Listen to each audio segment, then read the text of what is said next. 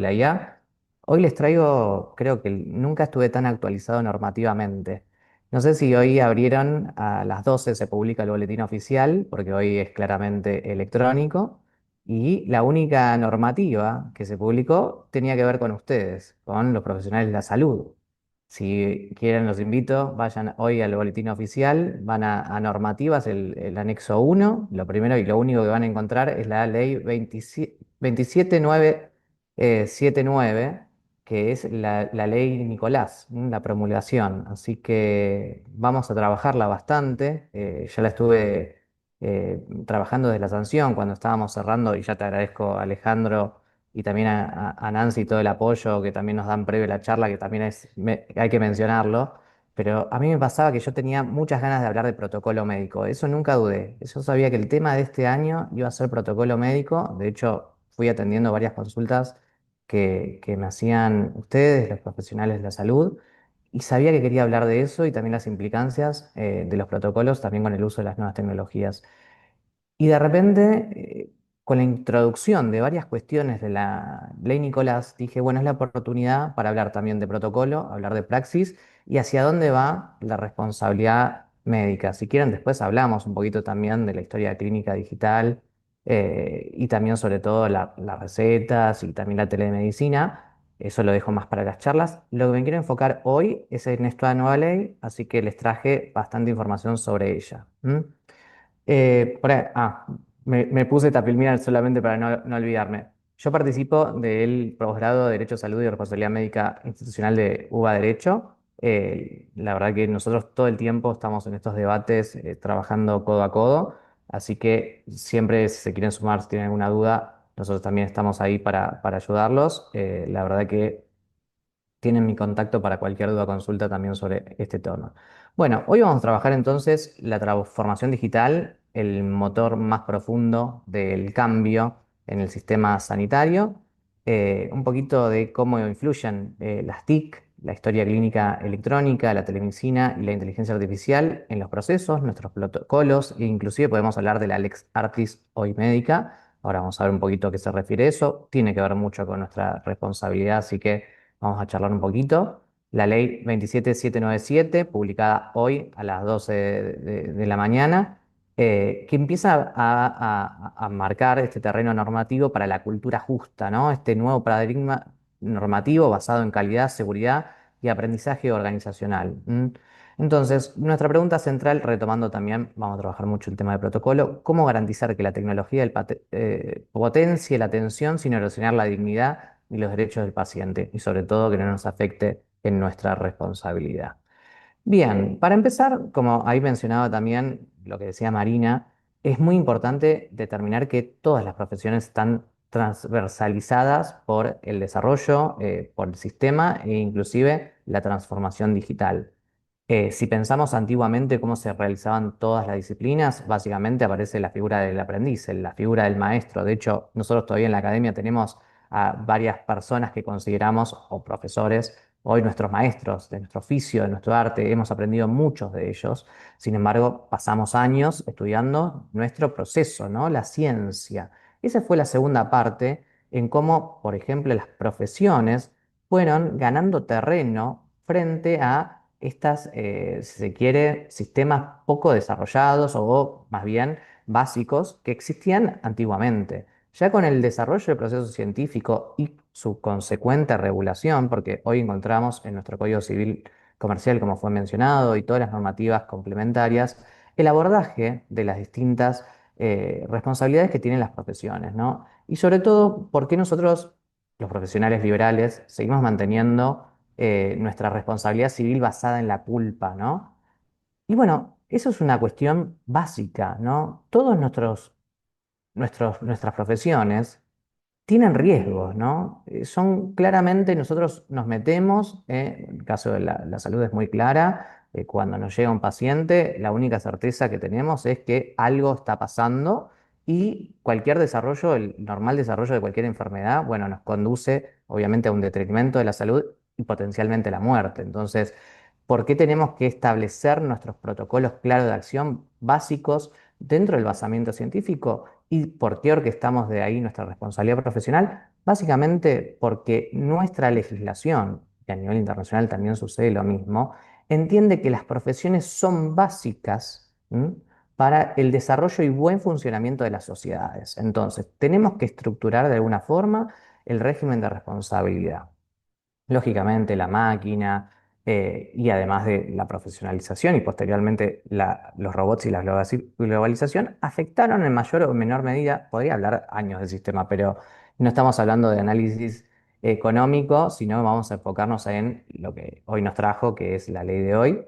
Pero bueno, obviamente todas estas cuestiones van a repercutir en el ejercicio de todas las profesiones. Ahí, por ejemplo, estaban hablando de, bueno, sí, es verdad, nuestra Constitución bien federal marca que todo lo concerniente a la regulación de las profesiones, no solamente la medicina, la abogacía, los contadores públicos, los escribanos, va a ser provincial. Vamos a tener mucho marco normativo provincial donde vamos a tener que especificar nuestro rol particular como profesionales. Obviamente, esa tarea, ¿no? A partir de ahora de la interpelación que nos da esta es transfronterización o la globalización o la capacidad que hoy tenemos de casi como era un sueño, ¿no? Antes decía que Dios estaba en todas partes, pero atendía en Buenos Aires. Bueno, hoy también los profesionales, los médicos pueden estar en todas partes y asimismo siguen atendiendo en Buenos Aires. Ustedes están acá y pueden estar atendiendo en París, etcétera. Ojo que nosotros hemos recibido consultas y ya problemas, por ejemplo, cuando se está, por ejemplo, me llegó un caso de un psicólogo que estaba atendiendo en Francia, y bueno, claramente ahí también hubo un problema. No solamente sucede entre provincias, sino también en términos internacionales. Lógicamente vamos a tener que ir hacia una nueva regulación desde el derecho internacional privado para regular también el desarrollo de estas profesiones y muchas veces también podemos hablar de una ley marco dentro de la telemedicina, dentro de las fronteras del país. Hasta que no suceda, bueno, vamos a estar a la razonabilidad y a la expertise propia de cada médico. De hecho, uno cuando atiende una teleconsulta muchas veces no sabe o no puede intuir de dónde es el paciente, por lo cual también ahí hay una cuestión del mismo conocimiento que pueda tener el médico. En todo caso, será una cuestión de mejorar y profesionalizar o de alguna forma ajustar esos sistemas de telemedicina. ¿M? En este sentido, también el protocolo va a tener que ver mucho y también vamos a empezar a hablar de la protocolización de todos los sistemas. Bueno, volvemos acá entonces de la medicina artesanal a la medicina de sistemas. Nuestra Lex Artis tradicional definía la conducta médica esperable según la ciencia vigente y los medios disponibles. Hoy estos medios también incluyen algoritmos, inteligencia artificial, sistemas de decisión asistida, teleasistencia. El profesional se enfoca a estos nuevos niveles de diligencia, seleccionar, validar. Si teníamos un poco más de tiempo, tal vez lo podemos hacer si quieren. Miren esto. Hoy voy a hacerles un ejercicio por ahí muy básico. Seguramente si alguno de ustedes ya trabaja con un poco de inteligencia artificial, elabora sus propios agentes, en ChatGPT se llaman GPTs, van a ver que hay mucha utilidad también y estos elementos requieren muy poca programación, pero yo les voy a dar algo más básico todavía. Les voy a plantear, hoy voy a hablar de la ley Nicolás, pero también le voy a hacer hablar a la inteligencia artificial, en este caso inteligencia de Google. Vamos a utilizar NotebookLM para que nos explique a nosotros como profesionales de salud qué es la ley que se acaba de sancionar. Entonces, si me permiten, voy a sacar un segundito el PDF, no se alerten, y les voy a mostrar un poquito mi explorador web y lo que voy a hacer. Miren esto.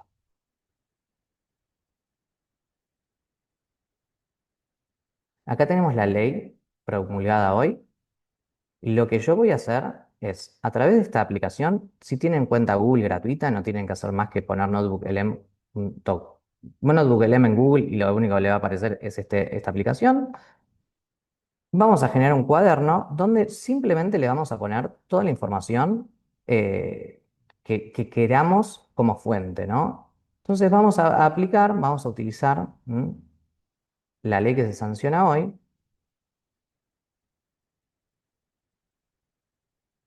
la vamos a volcar como fuente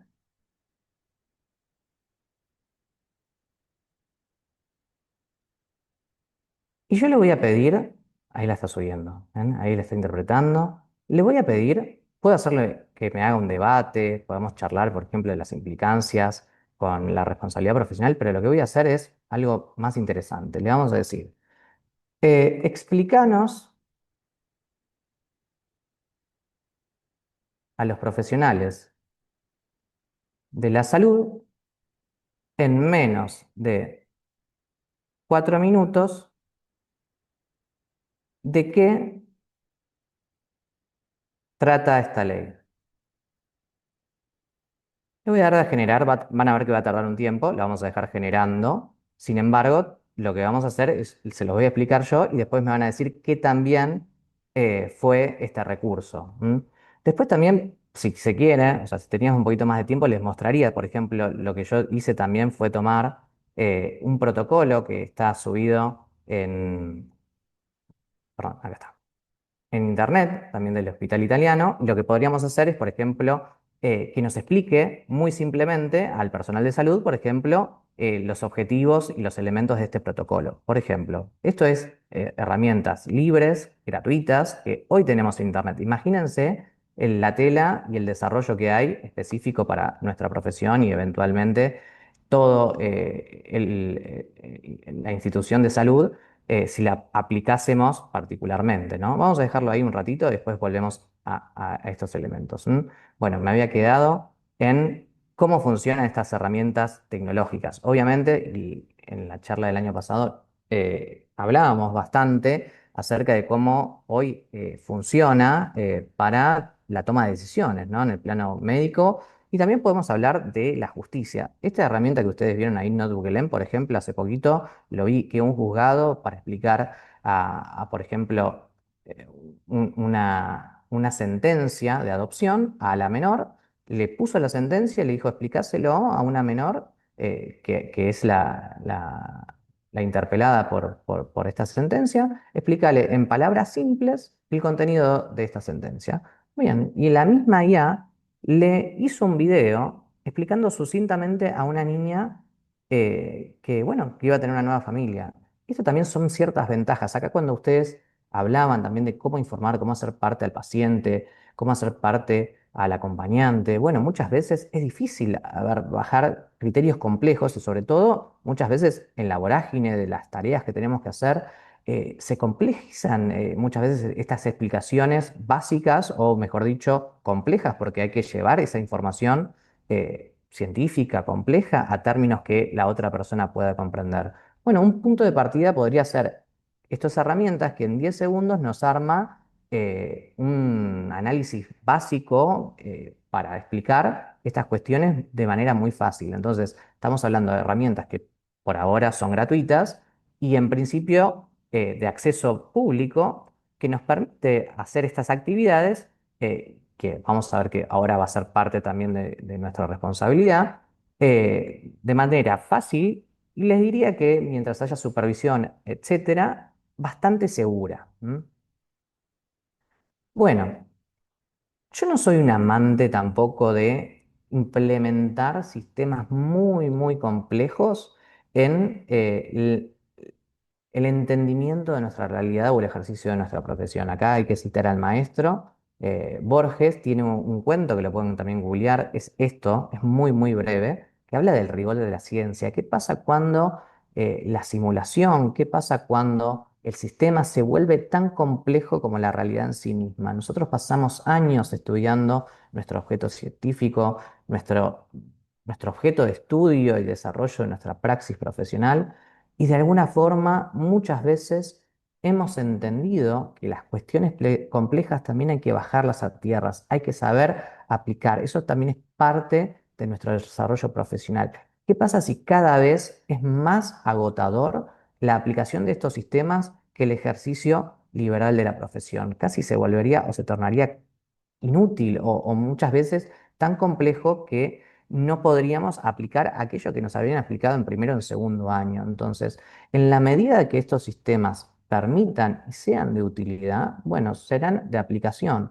En todo caso, tampoco vamos a pedir el desarrollo extensivo, sino que se apliquen en un marco, en un contexto. En ese sentido, vamos a hablar... Sí. Perdón.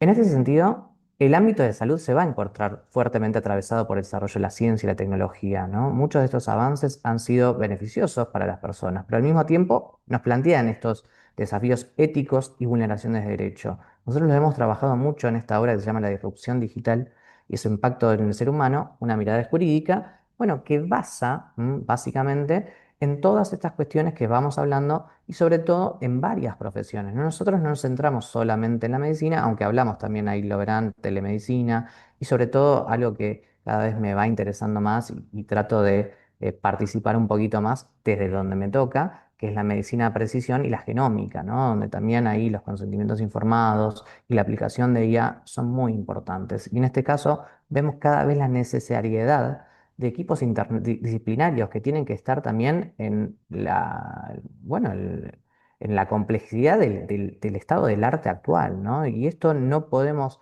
dejar de ver que obviamente estas herramientas están y estas herramientas nos van a ser también perjudiciales en la medida que no las sepamos utilizar. ¿Vieron? Está también la frase, acá les dejé por ahí una frase del director de la Fundación Carlos Slim, pero cada vez que hablo de inteligencia artificial yo siempre digo, vieron que dicen que la inteligencia artificial te va a dejar sin trabajo.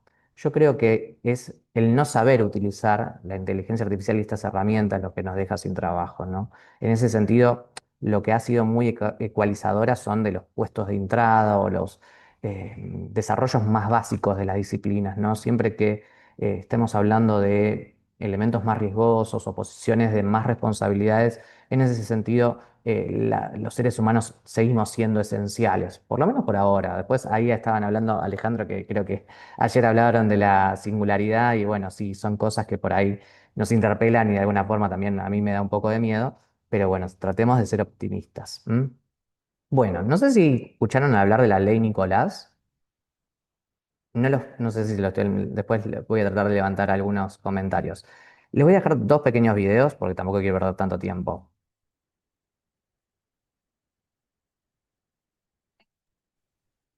Hay que decir la verdad para tratar de solucionarlo. Sin la verdad, Perdón, creo que no escuchaban, ¿no? Esperen un segundo. Se corta un poco el audio, pero se escuchó parcialmente. Ok, voy a tratar de mejorarlo.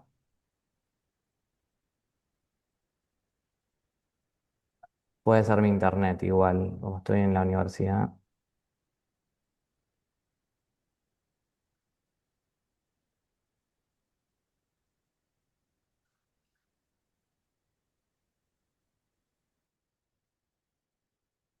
Bueno, voy a intentarlo hacerlo desde acá, ¿verdad?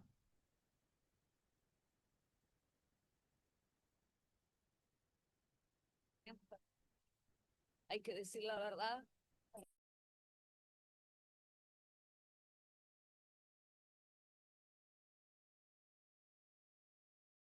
No se escucha bien, Juan Manuel, el audio. El video se ve, pero el audio no se alcanza a escuchar. Bueno, gracias Alejandro. Bueno, los invito entonces, acá pueden ver, lo pueden googlear, esta es la nota que le hicieron a la madre de Nicolás, que contaba más o menos el caso, yo ahora lo voy a reflejar. Y bueno, lo que hablaba también la diputada Acuña acerca de la responsabilidad, ¿no? Y lo que por ahí más nos interpela de la ley Nicolás, que es el registro de los profesionales y sobre todo las sanciones. Hoy va a estar de vuelta toda esa información subido a CISA en los respectivos registros y de hecho se suma un registro más. No sé si estaban al tanto o si ya algo comentaron en charlas anteriores, pero me interesa debatirlas con ustedes. Los invito también a interiorizarse de cómo fue el debate de esta ley. Esta ley data de hace 2 años y bueno, tuvo como inicio una ONG fundada por esta madre, a quien su hijo sufrió un caso aparente de mala praxis, donde lo mandaron creo que 2 veces a la casa y tenía una meningitis bacterial, lo que eventualmente le ocasionó la muerte. Está bueno también entender el contexto en que se da esta ley para después empezar a apreciarla también con mayor detenimiento, más allá de lo que hoy hablemos y también lo que podamos desarrollar en materia de, de práctica profesional y protocolo. A mí me escuchan bien, ¿no, Alejandro? Eso también me aterra. A vos se te escucha perfecto. A veces es el tema Genial. de la transmisión de video y la velocidad. De Sí, hecho, el sí. video se veía bien, pero el audio era justamente lo que no se escuchaba. Perfecto. Bueno, si pueden compartir mi PowerPoint, se lo invito a compartirlo a todos los que estén acá en la charla y lo pueden ver desde ahí. Si no, esto es información pública, pueden ver en las redes sociales de Graciela Ocaña o en Google, ahí de eh, la televisión pública, esta entrevista. Pero bueno, vamos a ver un poquito la finalidad, de esta ley. Es asegurar el derecho a una asistencia sanitaria de calidad, segura, centrada en las personas y las comunidades, a través de la definición de un marco jurídico e institucional que promueva la transformación de las pautas culturales, la mejora de las condiciones de la práctica sanitaria, la protocolización, la jerarquización de los procesos de atención, la incorporación de herramientas tecnológicas adecuadas y la disminución de daños evitables y el cuidado marco del trabajo del equipo de la salud. Como verán, no es poca cosa lo que está planteando esta norma y bueno, vamos a empezar a un poco a desmenuzar toda esta cuestión. Introduce el modelo de gobernanza sanitaria en el artículo 30, habla de cultura justa, ahora vamos a ver qué se trata esto, el aprendizaje institucional y la previsión cuaternaria, ¿no? El eje entonces estaría pasando de un eje de responsabilidad individual, seguimos igualmente nuestro factor de atribución, no se asusten, sigue siendo la culpa, etcétera, pero ya se está poniendo un poco más el foco en el sistema, ¿no? Y sobre todo darle una regulación y una publicidad dentro del sistema SISA y los distintos registros. Bueno, cuando habla la ley de cultura justa, habla de creencias, valores y comportamientos compartidos por los equipos, instituciones y autoridades de la salud que tienen en cuenta cuestiones sistémicas cuando surgen incidentes de seguridad.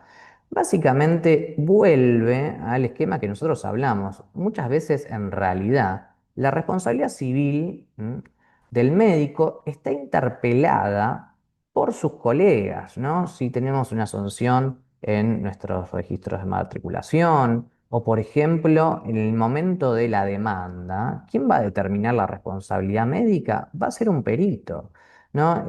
Hace poco, bueno, yo tenía algún tipo de interioridad con un caso de una enfermedad genética, bueno, la cuestión se definió básicamente por la, la pericia médica, ¿no? Es una cuestión de que cuando tenemos prácticas asistenciales, inclusive la responsabilidad institucional, ¿no? Era un caso de fibrosis quística, ahora me acordé, no lo tenía planeado mencionar, por eso no lo repasé. Pero lo que se dio ahí, la no responsabilidad ni de los médicos ni de la institución, en este caso de fecundación asistida, fue porque básicamente se habían seguido todos los protocolos de seguridad y análisis genético establecidos, ¿no? Inclusive a nivel internacional. Y en ese sentido, bueno, fue definitivamente una cuestión, obviamente, tal vez evitable con un análisis genómico específico, pero en todo caso, la práctica, por cuestiones también económicos y materiales, no lo recomendaba porque los padres no tenían antecedentes. Y en ese sentido, la probabilidad también era muy baja y cuando se desplegó esta práctica, bueno, lamentablemente uno de los nenes que han nacido a través de esta práctica de reproducción nació con fibrosis quística, ¿no? Y lamentablemente falleció. Y en ese caso, más allá de, muy bien, como también mencionaba la doctora en la charla anterior, todos los argumentos que también ella esgrimió, también la aplicación de la Ley de Defensa del Consumidor, fueron esgrimidos por la abogada.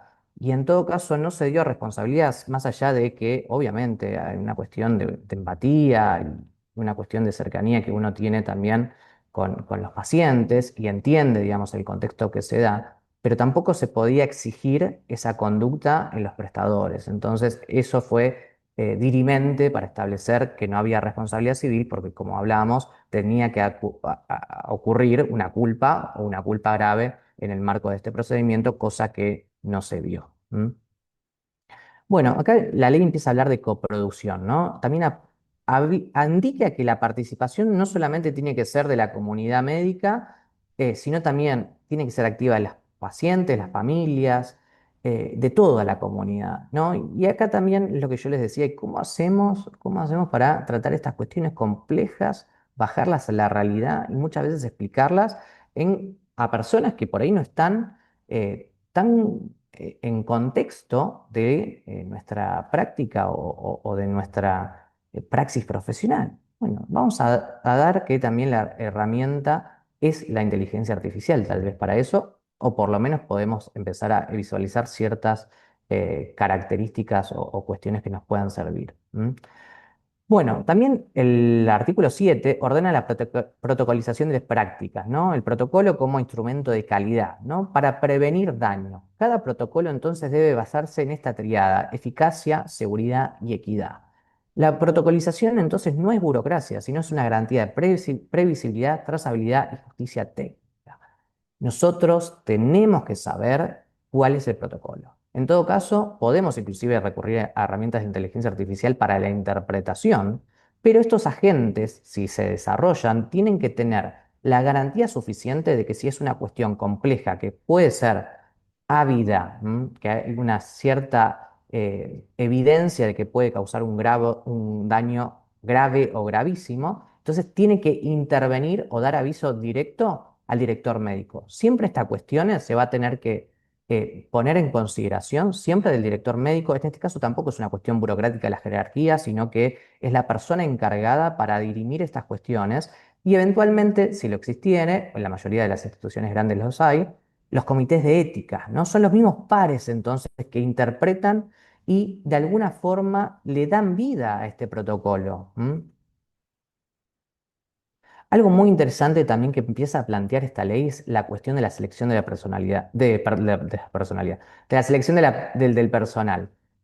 Básicamente lo que nosotros teníamos es que tal vez estabas inscripto en alguna matrícula y tenías alguna sanción, te cambiaba de jurisdicción y borrón y cuenta nueva. Bueno, todas estas sanciones ahora van a estar registradas en un registro dentro de la Red Federal de Registros Profesionales de la Salud, dentro del CISA, y para que nos tomen en cualquier institución, van a tener que analizar si estamos o no dentro de ese registro y cuál fue la falta que cometimos, ¿no? En este sentido, viene entonces la verificación de la aptitud. Las instituciones que brinden servicios de salud deben ofrecerla a través de equipos de salud que cuenten con la verificación para desarrollar la tarea correspondiente al servicio ofrecido, que hayan dado cumplimiento de todos los artículos precedentes. Y en el caso de que no lo hagamos, nos van a tener que reasignar de lugar, ¿no? Acá también no habla de desvinculación, sino de reasignación, lo cual también habla, digamos, de cómo eventualmente económicamente también va a incidir en las instituciones, haciendo un análisis económico del derecho, esta norma también, ¿no? Y la reasignación de las tareas que habla la ley, debe evaluarse la capacidad laboral y las tareas que específicamente no podrán realizarse, ¿no?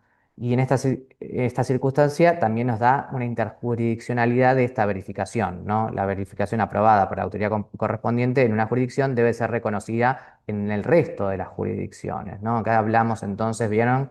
Ya el sistema empieza a federalizarse, o mejor dicho, deja de tener fronteras, si se quiere, internas y empieza a ampliarse. Bueno, ven cómo una norma entonces puede también hacer partícipe a las distintas jurisdicciones, sobre todo cuando da este marco, ¿no? Lo que se puede hacer también en materia de IA es hacer una ley marco, así como intenta hacer la ley Nicolás, y eventualmente generar que las distintas jurisdicciones adhieran a ellas, ¿no? Como corresponde conforme a nuestro sistema federal y lo establecido por la Constitución Nacional. En este sentido, no hay nada nuevo. También hablábamos de los sistemas de confianza y la cuestión del consumidor de los servicios de salud.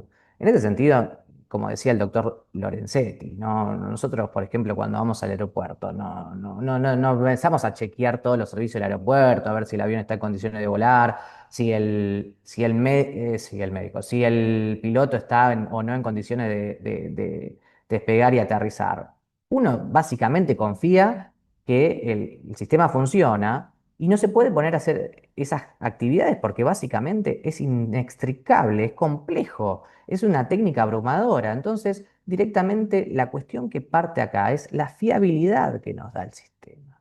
Lo que estamos entonces tratando de remarcar es que a través de esta publicidad que intenta dar esta ley, porque yo vuelvo a remarcar, y de hecho a mí me ha pasado y agradezco mucho al Hospital Italiano, hace poquito tuve un familiar internado en oncología, estuvo en la clínica de San Justo y gracias a Dios y el trato humano que hemos tenido en la institución, hoy podemos decir que ella está ambulatoria, está en su casa, por lo cual también extiendo a Alejandro y a todo el equipo que integra esta institución, las más gracias, ¿no? Porque uno hasta que lo vive no entiende, digamos, la importancia de la humanidad y de todo el personal que está ahí. Pero también no me dejó de llamar la atención porque uno empieza a charlar y empieza a poner estos elementos en las charlas, la cartelería que hay, ¿no? Y también el trato de darle vida al montón de normativas que nos aparece e interpelar también al paciente y a los acompañantes. Yo veía, por ejemplo, en la cartelería que mencionaban todo el tiempo los derechos de los pacientes, lo que se puede hacer, y me alegraba que también lo vi escrito en todo caso un significado claro y en todos los elementos del ala, digamos, de cuando uno ingresaba a la habitación. Entonces, la verdad que felicitar, ¿no? No solamente es la aplicación de las nuevas ciencias, de las nuevas tecnologías, sino también de esta bajada humana, este contacto también con los profesionales y sobre todo el seguir exponiendo estos elementos y sobre todo también estas charlas es un elemento más de enseñanza y aprendizaje. Bueno, vuelvo y gracias, la verdad que insisto. Los protocolos en la era digital, ¿no? La ley Nicolás va a impulsar estos protocolos dinámicos. No lo va a decir específicamente, pero obviamente, como está el arte hoy, se va a integrar por herramientas digitales. Muchas de ellas que también ya mencionaron están basadas en otras normativas. Hoy la receta electrónica, podríamos hablar horas, si quieren, de cada uno de los elementos y la historia clínica digital, ¿no? Pero bueno, por una cuestión también de tiempo, no sé si tenemos el tiempo justo o si podemos seguir unos minutos más. Yo voy a tratar de cerrar como quedamos a las 5, pero bueno, cualquier cosa dejamos unos tiempitos más para preguntas. Podemos 10 minutitos más, Juan Manuel. Bueno, gracias.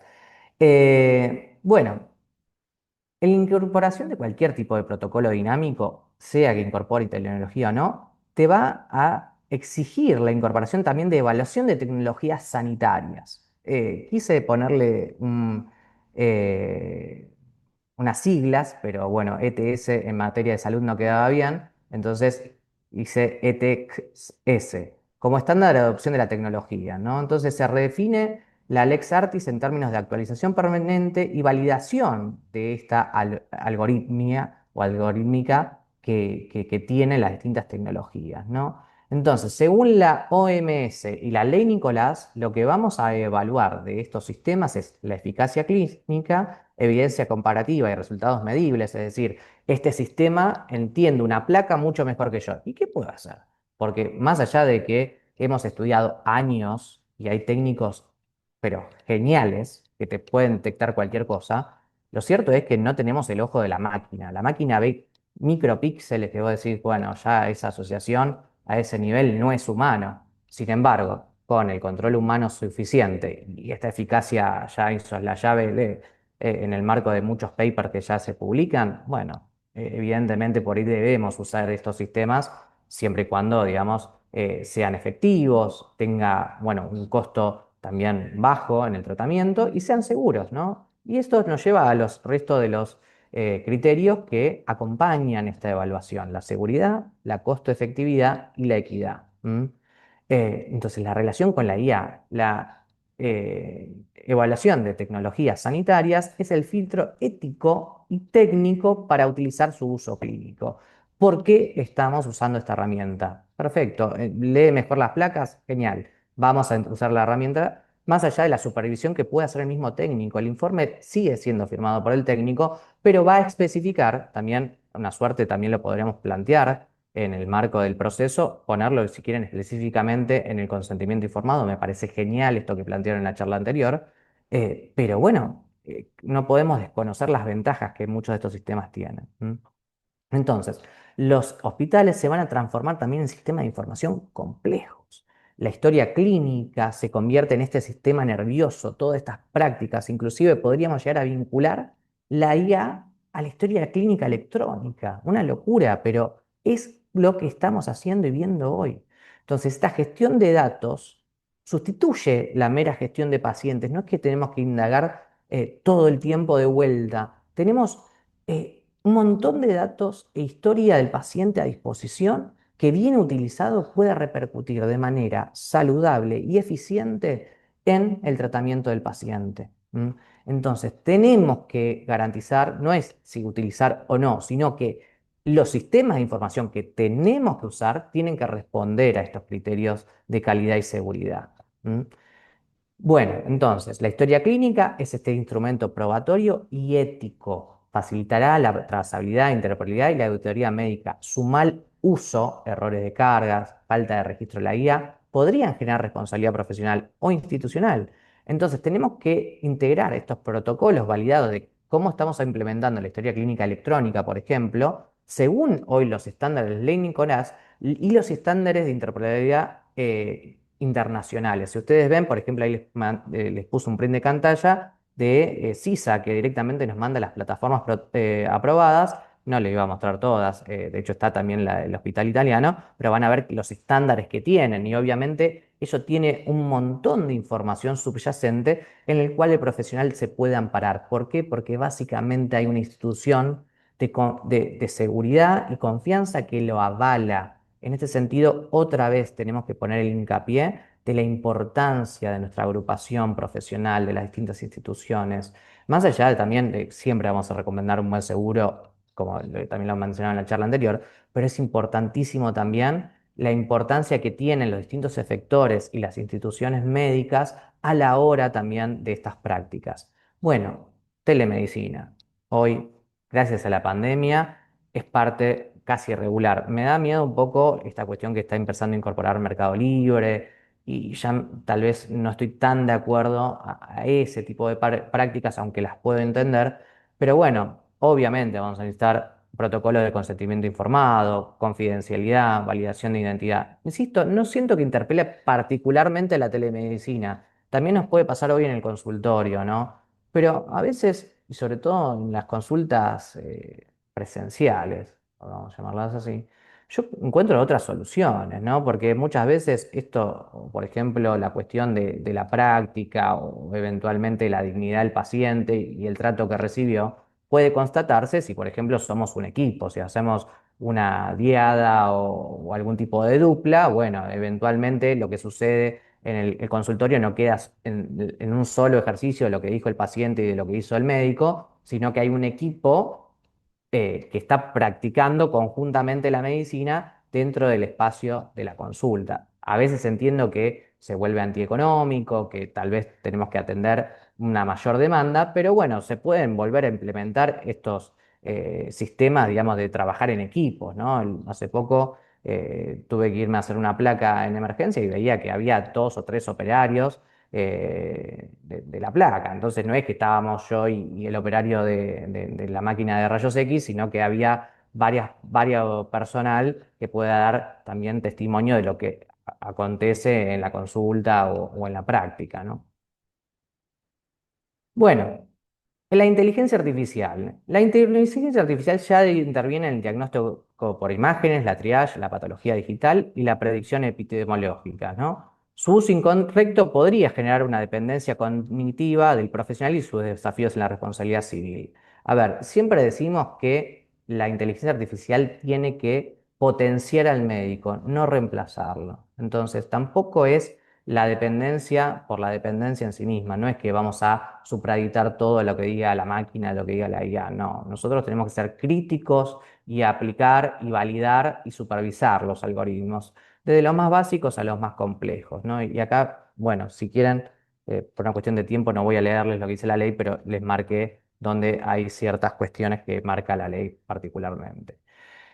Hoy tenemos, por ejemplo, modelos de patología digital entrenado con 1,3 mil millones de imágenes. No sé cuántas imágenes ustedes vieron en la universidad, pero es imposible, digamos, y aparte los tiempos que tiene la máquina, imagínense la capacidad que tiene. Entonces ya estamos viendo la repercusión que tiene y sobre todo ya modelos avanzados de agentes de hospitales. Esto lo charlé el año pasado, así que si quieren los remito a la charla del año pasado donde ya aparece el caso de China, que tiene un hospital, una simulación completa, donde la IA aprende a ser médico, ¿no?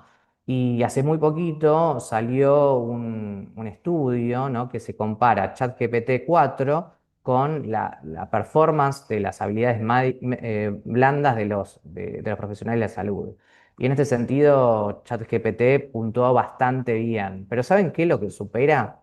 el médico o el profesional de salud que utiliza correctamente ChatGPT, en ese sentido lograron estándares muchísimos mejores, inclusive de la inteligencia artificial aislados. Bueno, Ley Nicolás frente a la inteligencia artificial habla un poquito de la formación de calidad y mejora continua, entonces parte de esta formación va a tener que estar capacitado en la inteligencia artificial. Ya hay elementos que nosotros vemos también en práctica profesional, por lo menos nosotros se lo damos a los abogados, que es ya trabajar con agentes simples, hablar de no code o low coding y a partir de ahí, por ejemplo, que ellos mismos puedan utilizar estas herramientas para interpretar fallos, sentencias, predecir eventos, el resultado de una contienda judicial, por ejemplo, y eso lo estamos aplicando. Yo entiendo que también en las distintas profesiones se aplican estos métodos, por lo cual es importante también empezar a supervisar esas cuestiones, ¿no? Hablar también de cultura justa es desplazar un poco el foco de la culpa al análisis sistémico. ¿Cómo funcionan los sistemas de confianzas? En este caso, ¿hubo o existen sesgos algorítmicos? Entonces, responsabilidad de la red va también que transversalizar al profesional, la institución, al desarrollador tecnológico, etcétera. Bueno, obviamente cuestiones de autonomía, dignidad y consentimiento informado. Esta autonomía se amplía un poquito. El paciente también tiene derecho a saber las características del sistema electrónico y si se usa inteligencia artificial en la atención. La incorporación de estos elementos al consentimiento informado suele ser de consejo. También la bioética y la ética algorítmica, estos nuevos dilemas, los sesgos, las oposidades, la explicabilidad, la manipulación de los datos. Entonces, siempre vamos a estar en esta premisa, este principio human in the loop, esta participación activa del médico, del profesional de salud en las decisiones, más allá que se hayan utilizado o no elementos de inteligencia artificial. La evaluación continua, la lex artis, hoy la praxis. Hace 80 años tal vez nos recibíamos de la universidad cualquier profesional liberal y podía ejercer 80 años su profesión actualizándose lo mínimo indispensable. Hoy o nos estudiamos todos los días o nos volvemos cada día menos profesionales. Entonces, todo el tiempo vamos a estar seguramente que en estos contextos de aprendizaje, de formación, inclusive ustedes vienen desde la medicina o de la ciencia de la salud a estudiar elementos de derecho. Y eso también me encanta. Hoy dejamos de pensar el ejercicio de un sistema sanitario, un sistema de salud, solamente aislado a los efectores, a los profesionales de salud, sino que nos integra a una vasta, pero muy vasta, pluralidad de profesiones. Eso también es importante remarcarlo. Bueno, lo que también les va a importar a ustedes, y también respondo a preguntas si quieren, en los juicios de responsabilidad médica por mala praxis, si el profesional descarta su responsabilidad profesional en el resultado dañoso, es decir, que no hubo culpa ni nódulo, también se aconseja dejar expuesto que se procedió conforme a lo que aconsejaba la lex artis. ¿Qué quiere decir esto? Los protocolos, las técnicas, que cualquier profesional, colega nos puede decir, hiciste lo que tenías que hacer. Y cuando se ajusta estos elementos, se puede apreciar si la tarea ejecutada o no es correcta, se ajusta o no se ajusta a lo que se debía hacer, y implica la aplicación de las reglas generales médicas para casos iguales o parecidos. Entonces, acá vemos cómo el protocolo, un buen protocolo, una buena práctica médica nos puede salvar nuestra responsabilidad. Entonces, estos protocolos, recordemos que es dinámico, bajo esta cultura justa que nos plantea la ley Nicolás. Un protocolo debe poder revisarse cuando el error muestra una falla sistémica. La cultura justa permite este aprendizaje sin sanción injusta y en los sistemas informáticos esto es crucial. El error debe ser la oportunidad de la mejora del sistema, no de la culpabilización muchas veces del profesional. Entonces, salgamos de la culpabilización de la práctica hoy corriente, tal vez de los sistemas cada vez más cambiantes, y salimos del cambio de paradigma de la culpa hacia la confianza y la previsibilidad. Obviamente siempre en el marco de la lex artis. Entonces, en cuanto a fallas sistémicas, la cultura justa de aplicación. Insisto, no voy a leerlo, pero sí remarcarles, esto véanlo en el artículo 4, los distintos criterios que utiliza la ley, qué es la cultura justa, qué es un evento adverso no evitable, qué es un evento adverso evitable y el evento centinela. Esto sí lo voy a leer porque es importante. El evento centinela va a ser considerado todo suceso imprevisto de curso esperable en la práctica médica que cause la muerte, daño permanente o temporal derivado de la atención sanitaria. Todos estos eventos sí se van a registrar en CISA, a un nuevo registro que se llama RUDEC. Entonces va a ser visible para todos los efectores el registro de todos estos eventos. Bueno, acá vemos, por ejemplo, la importancia de la aplicación de estos elementos. Vemos, por ejemplo, cómo hoy en radiografía, que yo ya lo mencioné, detecta muchísimo mejor la IA el cáncer de mama, por ejemplo. Ya tenemos antecedentes desde hace 5 años publicados en revistas médicas. Volvemos a ciertas cuestiones básicas, gobernanza algorítmica, la auditoría siempre tecnológico-informática de la salud, interpretar armónicamente los derechos del paciente, la historia clínica y consentimiento informado, con la ley Nicolás y el resto de la normativa aplicable. Ahí ya mencionaban los derechos personalísimos, el Código Civil, la Constitución Nacional, pero también volvemos a mencionar que hoy, como estamos hablando de sistemas informáticos, ley de datos personales, protección de datos, el habeas data, siempre exigir la supervisión humana y obviamente volvemos a charlar la ciberseguridad sanitaria. Si bien vamos a un marco de un sistema federal, de un elemento casi compartido entre todas las provincias, de una historia clínica universal, nosotros, y los invito también a interiorizarse el caso de Estonia, la verdad no tenemos sistemas hoy probos a garantizar efectivamente la encriptación y la seguridad absoluta de estos datos, por lo cual hay una tarea y un desarrollo que vamos a tener que hacer en los próximos años que nos va a desafiar como profesionales interdisciplinariamente y sobre todo en la labor del Estado. Creo que vamos a estar muchos años, eh, sobre todo ordenando la información, ordenando las historias clínicas papel, para ir y construir un sistema mejor y sobre todo tiene que ser seguro. Bueno, volvemos, la responsabilidad médica de la prueba digital. Hoy el registro digital va a ser clave probatorio en los litigios, así que tenemos que confiar en estos elementos, ¿no? La historia clínica electrónica van a convertir entonces fuentes primarias para evaluar también la diligencia profesional. ¿Podremos entonces incorporar a ella los logs de la IA? Posiblemente. Eso es el camino a seguir. Obviamente, hoy el control de ejercicio profesional lo marca la ley Nicolás, pero no incorporó estos elementos, aunque yo creo que de alguna forma están implícitos, porque habla todo el tiempo de la aplicación de herramientas electrónicas e informáticas de manera correcta. Entonces, para ir cerrando. Hay que formarnos y darle una competencia digital a los efectores de la salud. Esto es importantísimo, empezar a trabajar. Yo siento que estos espacios a ustedes son el punto de partida para la capacitación. Sin embargo, yo no veo una igualdad en capacitación con la jerarquización. Acá va a haber un plano superior donde también el debate entre los distintos efectores y sobre todo la precisión objetiva, claramente, que puedan ser los mismos pares, de ponernos en situaciones de responsabilidad, va a ser también una cuestión necesaria para un desarrollo armonioso del sistema. En este sentido, los directores médicos, aquellos grandes gerentes de todo el sistema de salud van a tener que no revalidar, sino mostrar sus aptitudes frente a estos nuevos desafíos.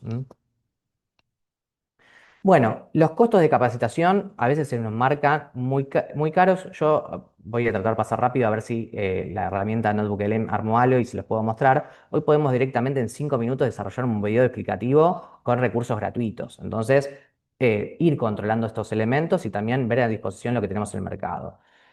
¿Cuáles son los estándares de actualización? Este nuevo estándar del ex-Artis nos obliga a actuar conforme a una buena práctica médica y tecnología, ir hacia marcos normativos más dinámicos, sistemas de confianza. Nos podríamos inspirar un poco en el AI Act europeo, las recomendaciones de la OMS en 2023 sobre IA en salud y también nuestro punto de partida siempre va a ser nuestras propias leyes, la Constitución Nacional, la Ley Nicolás, la Ley de Derechos Pacientes, la historia clínica y consentimiento informado, datos personales, todas las normas complementarias. Mi propuesta que yo traigo acá para debatir, si quieren, si podemos hacer un sandbox regulatorio sanitario No sé si saben en programación lo que es el sandbox, pero básicamente es permitirnos jugar un poquito cómo deberíamos regular estas circunstancias. En la charla anterior salió un debate hermoso, me encantó esto de ver matrícula federal, cómo podríamos aplicar. Bueno, podemos debatir estas cuestiones y a partir de ahí es un buen punto de partida para mejorar todo el aspecto legal de la normativa y la incorporación de la tecnología a la práctica médica. Voy rápido porque esto es lo que quería marcar. Los desafíos: regular la IA en contextos clínicos, generar, informar y explicar y aprobar protocolos médicos adaptativos y útiles para el resguardo y desarrollo de la profesión médico-asistencial, formar médicos críticos y adaptativos, resignificar la importancia y centralidad del rol de la profesionalidad en el sistema, reforzar el derecho del paciente ante el impacto de las nuevas tecnologías, mejores protocolos o prácticas. No necesariamente requiere más tecnología, esto que les mencionaba, tal vez cuestiones que hemos solucionado hace 30 años con un simple, che, armemos grupos de trabajo, empecemos a debatir las prácticas. Bueno, conclusión, ley Nicolás es el punto crítico para Lex Artis, una importancia muy grande que nos da esta ley para debate. La IA no va a reemplazar la prudencia clínica, la amplifica bajo el control ético. La medicina del siglo XXI será más segura si es reflexiva y crítica. Es volver a humanizar las profesiones, es el deber o nuestro próximo deber de la Lex Artis. Bueno, estas son las referencias. Y bueno, les dejo acá mi contacto a disposición. Alejandro, como siempre, un gusto y súper agradecido. Nunca voy a entregar en tiempo las charlas, lo sé, pero espero que tengan tolerancia conmigo y No espero hay que les problema, no haya hay problema. gustado. Muchísimas